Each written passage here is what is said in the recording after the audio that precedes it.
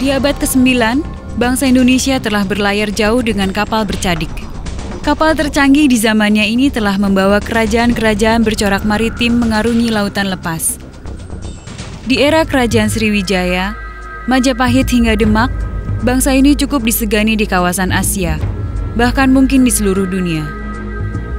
Sejarah mencatat Sriwijaya dan Majapahit pernah menjadi center of excellence di bidang maritim, budaya dan agama di Asia Tenggara. Di akhir abad ke-15, armada dagang VOC Belanda datang ke Nusantara untuk mencari rempah-rempah. Kekuatan maritim Majapahit mulai surut.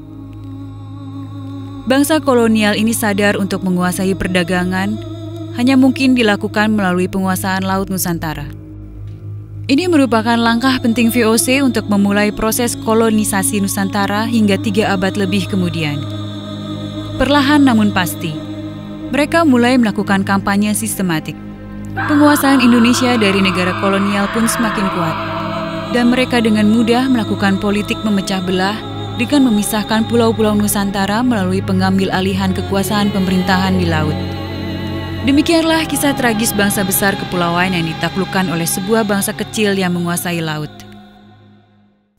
Seiring dengan merdekanya negara Indonesia dari penjajah asing, Presiden pertama kita Soekarno menyadari betul akan kekayaan maritim yang dimiliki Indonesia.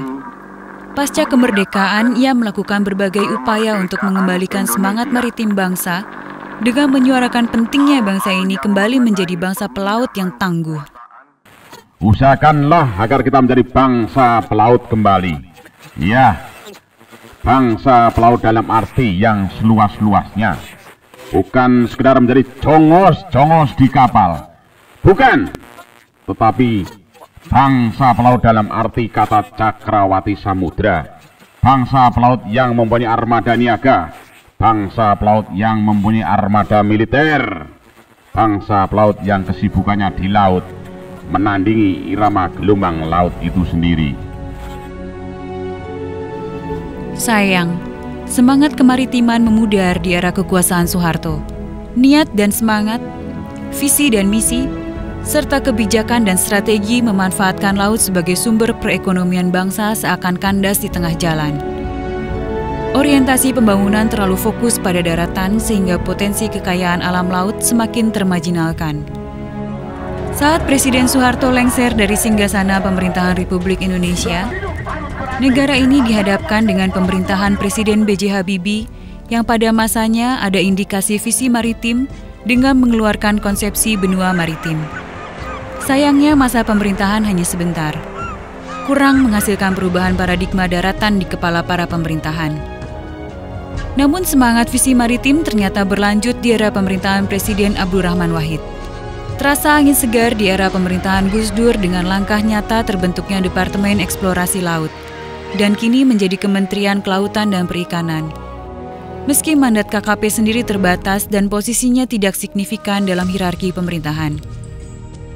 Meski demikian, sepantasnya kita bersyukur di era pemerintahan Presiden Susilo Bambang Yudhoyono.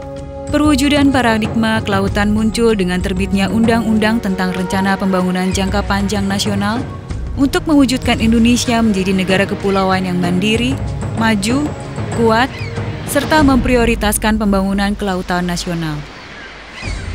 Tapi apakah simpul yang mulai dibuka pada masa pemerintahan SBY yang sebentar lagi akan berakhir akan dilanjutkan oleh presiden selanjutnya? Masih banyak kendala yang kita hadapi dalam mengembalikan kejayaan Indonesia sebagai negara maritim yang tangguh.